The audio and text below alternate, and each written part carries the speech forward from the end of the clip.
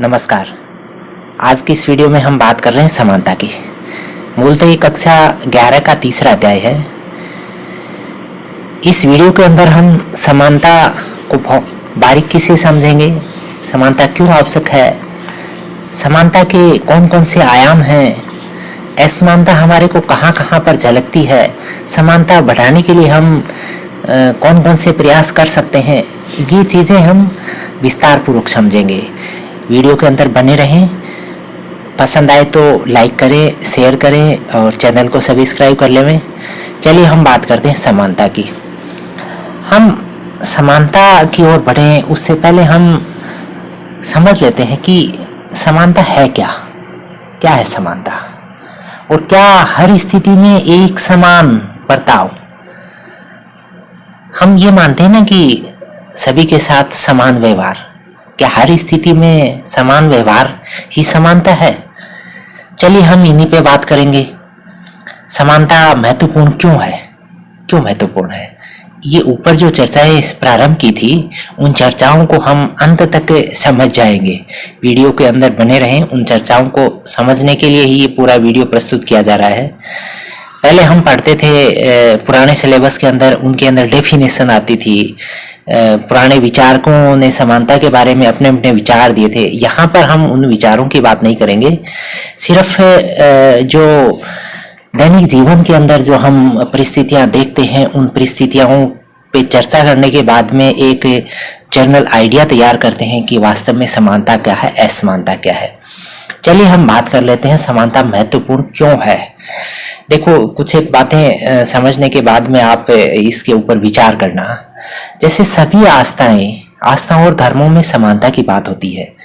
सभी तरह की आस्था और धर्मों के जो भी ग्रंथ हैं या हम सामान्य चर्चाओं के अंदर सुनते हैं उनके अंदर समानता की बात आती है कि सभी धर्म समान मानते हैं। तो इसका मतलब समान मानवता के कारण सभी मनुष्य समान महत्व और सम्मान पाने योग्य होते हैं। इस पे भी विचार कीजिए आप। अगर ऐसी ही बात है तो सभी समान महत्व के हैं और सबके लिए समान व्यवहार, क्या ऐसा होता है? ऐसा नहीं है। फिर कुछ ऐसी परिस्थितियां हैं जहां पर ये नहीं हो रहा है, यानी वहां पर हम महसूस करेंगे कि ये असमानता है, इसको समानता की ओर लाए जाए। चलिए आगे बढ़ते हैं। कुछ को उच्च स्तरीय सुविधाएं और शेष को निम्न स्तरीय, तो ये बातें भी हम समझते हैं। बहुत सारे लोग हैं उच्च सुविधाएं प्राप्त करते हैं और कुछ एक लोगों को बहुत निम्न स्तरीय, यानी उनको चाहे विद्यालय है, चाहे उनका आवास है, चाहे उनको पेयजल, शौचालय, सब तरह की जो निम्न स्तरीय सुविधाएं मिल रही हैं। तो इसका मतलब असमानता है। हर तरह असमानता के दर्शन हो रहे हैं, हर तरह असमानता के दर्शन हो रहे हैं। क्या ये असमानताएं हमारी सामाजिक स्थितियों और नियमों के कारण पैदा होती हैं? आप इनको भी समझ लें कि इसके पास जो ये सुविधाएं हैं, आलीशान आवास हैं, ये क्या समाज की स्थितियों के कारण हुए हैं या ऐसे कोई नियम हैं जिनसे ये दूरियां बढ़ी हैं? फिर हम देखते हैं कि हम किस तरह की और किसके लिए समानता पाना चाहते हैं। हम ये कहते हैं ना कि सभी को समान किया जाए, तो क्या उस जो झोपड़पट्टी वाला है उसको आलीशान महल में छोड़ दिया जाए, या जिसके पास शौचालय उपलब्ध नहीं है उसको उस क्षेत्र में या उस जगह पे जहां पर शौचालय है, क्या जिस विद्यालय के पास भवन नहीं है, यानी जो पेड़ों के नीचे विद्यालय चल रहे हैं, उन बच्चों को उन आलीशान सुविधाओं वाले विद्यालय तक पहुंचा दिया जाए? क्या यही है? इन पे आप विचार करें। फिर समानता क्या है? समानता देखो, नस्ल, रंग के आधार पर भेदभाव असमानता है। फिर इसका विपरीत समानता हो गया, यानी नस्ल, रंग, धर्म, जाति, लिंग के आधार पे हमारे को असमानताएं दिखती हैं। तो ये असमानताएं हैं, इनका विपरीत यानी ये न हो, वही समानता है। यानी नस्ल, रंग, धर्म, जाति, लिंग के आधार पर कोई भेदभाव नहीं हो, यही तो समानता है। फिर यानी सभी तरह के अंतरों का उन्मूलन, ये है मेन, यहाँ आप इसको समझ लें। यानी सभी तरह के अंतर जो हैं हम ऊपर देख रहे, चाहे वो नस्ल का है, चाहे वो रंग का है, धर्म है, जाति, लिंग, इन सब का उन्मूलन हो जाए, यही समानता है। हमारे परिवेश में ऐसे बहुत सारे एग्जाम्पल मिलते हैं जहां पर ये परिस्थितियां हम महसूस करते हैं, तब हमारे को ये दिखता है कि वास्तव में क्या समानता के जो मायने हम संविधान में या कानूनों में समझते आ रहे हैं, क्या वो लग रहे हैं। अब हम बात करते हैं अवसरों की समानता, यानी क्या सभी को समान अवसर, ये बातें आती हैं, बार बार उठती हैं। तो ये जो है, ये क्या चीज है अवसरों की समानता, हम आजकल इसके ऊपर ज्यादा फोकस करते हैं। यानी सभी मनुष्य अपनी दक्षता और प्रतिभा, ध्यान देना, दक्षता और प्रतिभा को विकसित करने के लिए तथा अपने लक्ष्यों और आकांक्षाओं को पूरा करने के लिए समान अधिकार और अवसरों की हकदार है। इस लाइन को आप समझ लें। लेकिन इसके लिए भी कुछ शर्तें हैं, यानी ये प्राप्त करेंगे, समान अधिकार और अवसर के हकदार हैं। अब यहाँ पर कुछ ऐसी बातें भी होंगी, यानी जो इनको लागू होने के अंदर बाधक है। हम बात करते हैं प्राकृतिक और सामाजिक असमानताओं की, यानी प्राकृतिक और सामाजिक असमानताएं कौन कौन सी होती हैं, यानी जो प्रकृति ने तैयार की। यानी प्राकृतिक असमानताएं तो जन्मजात विशेषताओं और योग्यताओं का परिणाम है, इनको बदला नहीं जा सकता है। यानी वो हो सकता है प्रकृति के अकॉर्डिंग किस तरीके का शरीर या किस तरीके का रंग, ये प्राकृतिक है, इनको बदल नहीं सकते। यानी वो महिला और पुरुष है, ये प्राकृतिक असमानता है। लेकिन समाज ने जो असमानताएं पैदा की हैं, यानी समाज द्वारा पैदा असमानता, इनको आप समझें। वो सामाजिक असमानता, ये वंश, रंग, जाति, आधार, ये जो है हम रंग को प्राकृतिक में भी शामिल कर सकते हैं। एक गोरा है, काला है, लेकिन वंश है, जाति है, ये तो समाज ने तैयार कर दिया ना। लेकिन इन को आप समानताओं के संदर्भ में कैसे समझेंगे?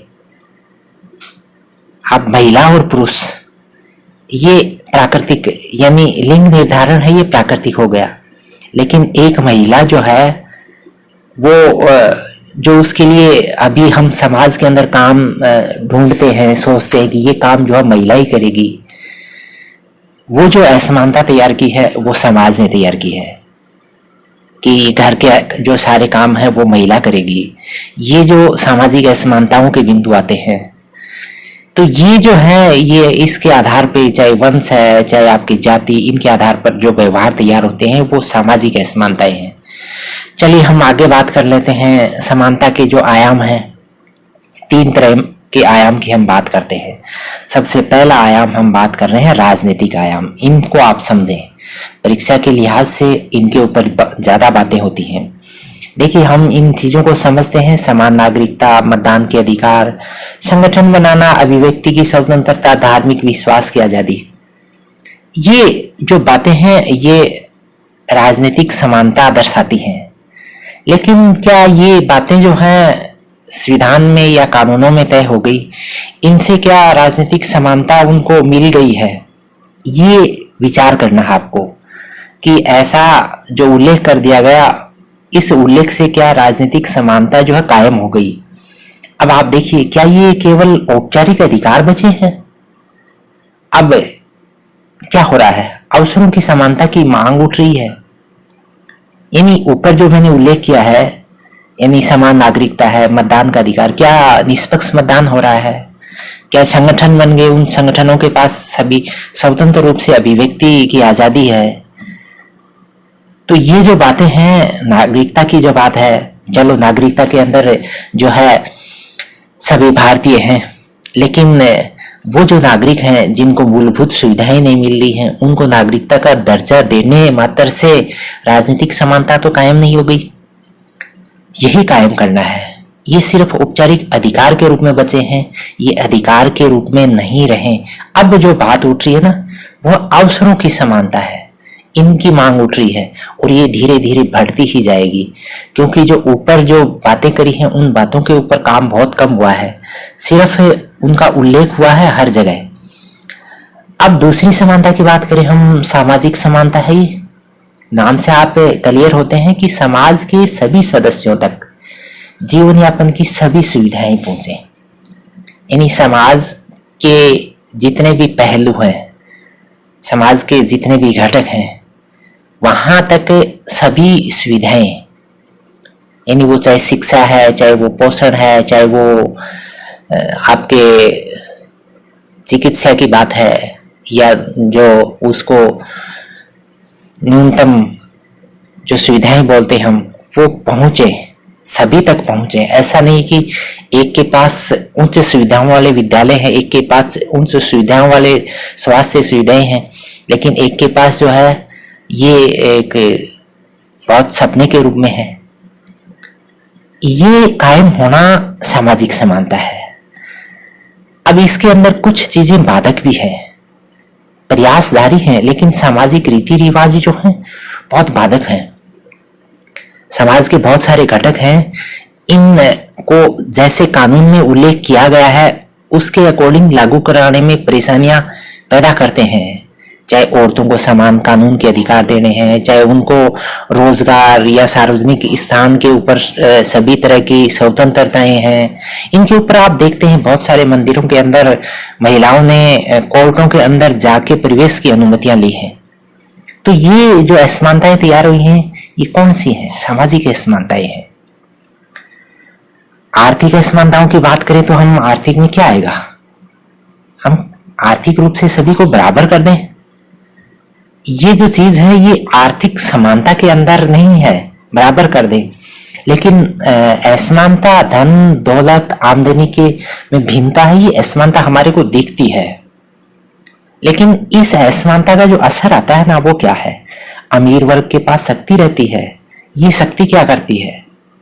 ये शक्ति राजनीति के अंदर अपनी इच्छा के अनुसार परिवर्तन करवाती है, और वो जो परिवर्तन है उनके हित के लिए होते हैं, जिसके कारण ये जो खाई है वो और बढ़ती जाती है। यहाँ पर मार्क्स की बात आप जरूर समझे। मार्क्स ने क्या कहा था? असमानता का जो कारण है ना, वो संपत्ति पर निजी स्वामित्व है। यानी मैंने कहा अमीर जो वर्ग है उसके पास जो शक्ति आई, वो शक्ति राजनीति के अंदर जाएगी, वो राजनीति से जो नियम तैयार होंगे उस नियम से क्या हो जाएगा, उनकी जो पावर और बढ़ती जाएगी, असमानता और बढ़ती जाएगी, और ये जो है ये द्वंद्व का कारण तैयार हो जाएगा।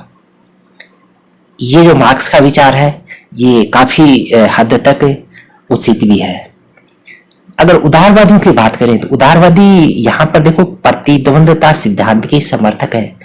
ये जो प्रतिद्वंदता है इसके अंदर ये कह रहे हैं कि खुली स्वतंत्र प्रतिस्पर्धा, लेकिन यहाँ पर ये जो प्रतिस्पर्धा है ये कई मायनों में हानिकारक भी हो सकती है। ये दो तरह के विचार है, मार्क्स के और उदारवाद के। इनके बीच में एक द्वंद्व चल रहा है। इस द्वंद्व के बीच के अंदर ऐसे रास्ते तैयार करके समानता स्थापित करना, ये संबंधित स्टेट्स की जिम्मेवारियां होती हैं। इसी बीच में नारीवाद एक अलग बिंदु है इससे संबंधित, इसको भी हम समझ लेते हैं। नारीवाद के ऊपर एक विस्तार पूर्वक अलग से चर्चा पेश की जाएगी। आप चैनल को सब्सक्राइब कर लेंगे, उसके अंदर विस्तार पूर्वक इसकी चर्चा प्रस्तुत करेंगे। नारीवाद नाम जो है, इस नाम को आप समझे, ये है क्या? इसके अंदर स्त्री पुरुष में समान अधिकारों के पक्षधर, ये जो यानी सब स्त्री और पुरुष दोनों को, यानी लिंग के आधार पर कोई भी भेदभाव नहीं होना चाहिए, ये जो विचार है नारीवाद है। और ये नारीवादी हैं, ये समान अधिकारों के पक्षधर हैं। यानी ये मानते हैं कि असमानता जो समाज में व्याप्त है उनको बदला जा सकता है। और ये जो आया है लोगों की मानसिकता में, ये किसका परिणाम है? ये पितृसत्ता, यानी जो पुरुष समाज के अंदर प्रधान होगा, इस सोच का परिणाम है कि ये परिणाम है, और इसके बाद में ये नारीवादी आंदोलन जो है ये मुखर हुआ है। और वर्तमान में ये मुखरता जो है ये समाज के लिए काफी फायदेमंद है। और ये समस्या जो है समाज ने तैयार की है, ये प्रकृति ने तैयार नहीं की। लिंग के आधार पर विभेद है, लिंग के आधार पर इस विभेद के अंदर ये तय है कि महिलाएं जो है वो गर्भ धारण करेंगी, लेकिन उसके बाद यानी शिशु का पालन पोषण जो है अकेली महिला का कर्तव्य हो, ऐसा जो है इस यानी नारीवादियों यानी इनके पक्षधरों के विरुद्ध है। ये मानते हैं कि जो काम पुरुष कर रहे हैं यानी बाह्य जो काम है समाज के, उन कामों के लिए महिलाओं को भी स्वतंत्रता दी जाए। अब हम बात करते हैं समानता को बढ़ावा कैसे दे सकते हैं। समानता आप समझ चुके हैं कि असमानता के फैक्टर मैंने सारे क्लियर कर दिए। अब इस समानता को हम आगे बढ़ा के ले चलेंगे, इसके लिए क्या क्या काम करने हैं। औपचारिक समानता की स्थापना करें। अब ये कैसे होगी? असमानता और विशेषाधिकार की औपचारिक व्यवस्था को समाप्त करना है कि बहुत सारे ऐसे फील्ड आपको मिलेंगे जहां पर कि ये जो चीज है ये इन्हीं के लिए है, ये चीज सिर्फ इस वर्ग विशेष को ही मिलेगी, या इस वर्ग यानी ये जो निचली जाति यानी जो वर्ण व्यवस्था के अंदर ऐसे लोग मान रखे हैं कि इनका काम सिर्फ शारीरिक श्रम तक ही सीमित है। ये विशेषाधिकार और ये जो औपचारिक व्यवस्था इसको समाप्त करना बहुत जरूरी है। अगर ये समाप्त नहीं होती है तो फिर समानता स्थापित करने में बड़ी कठिनाइयां आएंगी। यानी संविधान के अंदर तो डाल दिया धर्म, नस्ल, जाति, लिंग, जन्म स्थान के आधार पर कोई भेदभाव नहीं होगा, छुआछूत की प्रथा भी समाप्त कर दी, लेकिन रियल में ये अभी धरातल के ऊपर जो है ये लागू नहीं हो पा रही है। इसको जब लागू कर दिया जाएगा यानी लोग लागू करेंगे तब क्या होगा, समानता को बढ़ावा मिलेगा। अच्छा, विभेदक बर्ताव द्वारा समानता, ये इस कॉन्सेप्ट को आप समझे। विभेदक बर्ताव हम ऊपर भी बात कर रहे हैं कि क्या सभी को समान कर दें, लेकिन यहाँ विभेदक बर्ताव की बात क्लियर करें आप। समानता स्थापना में विशेष स्थितियों में, ध्यान देना, विशेष स्थितियों में अलग अलग बर्ताव करना भी आवश्यक है। कुछ स्थितियां ऐसी हो सकती हैं जहां पर हम समान व्यवहार नहीं कर सकते हैं। कुछ के साथ अलग व्यवहार किया जाएगा, कुछ के साथ अलग व्यवहार किया जाएगा। यानी मान लीजिए एक विकलांग है, वो किसी सार्वजनिक स्थान पे जाता है, उसके लिए हम रैंप की व्यवस्था कर सकते हैं। ये जो विभेदक बर्ताव है ये आवश्यक है।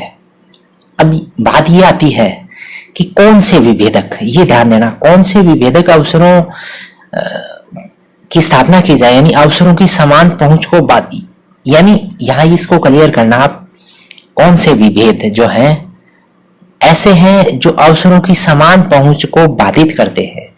यानी वो विभेद स्थापित करने होंगे, लेकिन उनकी स्थापना से अवसर की जो समानता की बात कर रहे हैं उसके अंदर रुकावट आती है। इसके ऊपर चर्चा समाज में हो रही है, और ये जो है ये चर्चाएं वर्तमान में बहुत आगे हैं, और इन चर्चाओं से काफी सकारात्मक जो बातें निकल के आ रही हैं। और एक जो सकारात्मक बात है वो सकारात्मक कार्यवाही के रूप में हम समझ रहे हैं यहाँ पर। अब ये विभेद जो है, ये विभेद हर स्तर के ऊपर महसूस किया जा रहा है। अब ये सकारात्मक कार्रवाई के रूप में आप इसको समझें, पूरी बात को समझ ले। वर्तमान में इसके ऊपर सबसे ज्यादा फोकस है।